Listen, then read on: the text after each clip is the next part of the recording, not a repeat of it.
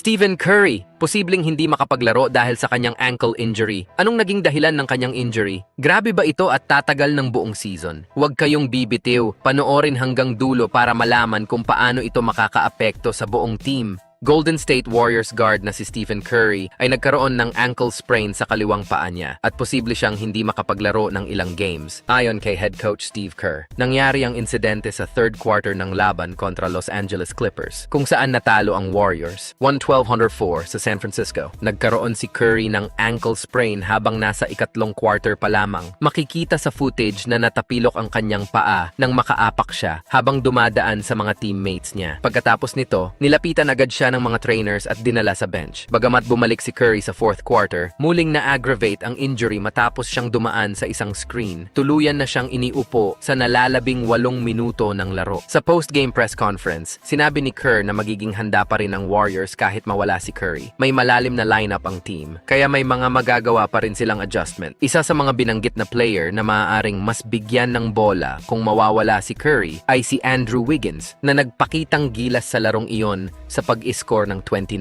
points. Sa kabila ng pagkatalo nila sa Clippers, nagsimula ang Warriors season ng malakas. Natalo nila ang Portland Trail Blazers 140-104 at ang Utah Jazz 127-86 sa unang dalawang laro nila. Si Curry ay may average na 18.3 points, 6.7 assists at 5.3 rebounds per game sa kanyang unang tatlong laro ngayong season. Sa ngayon, ang Golden State Warriors ay maghahanda para sa kanilang laban kontra New Orleans Pelicans sa home court ng Golden State sa Wednesday ng umaga Philippine time. Aabangan natin kung makakalaro si Curry o kung sino ang stepping up para sa Warriors sa posibleng pagkawala ng kanilang superstar. Mga bro, abangan natin ang susunod na laro ng Warriors. Ano sa tingin nyo? Kaya ba nilang bumawi kahit wala si Curry? I-comment nyo na ang inyong mga opinyon. At syempre, huwag kalimutang mag-subscribe para lagi kayong updated sa NBA news. Hanggang sa susunod, stay tuned for more NBA updates.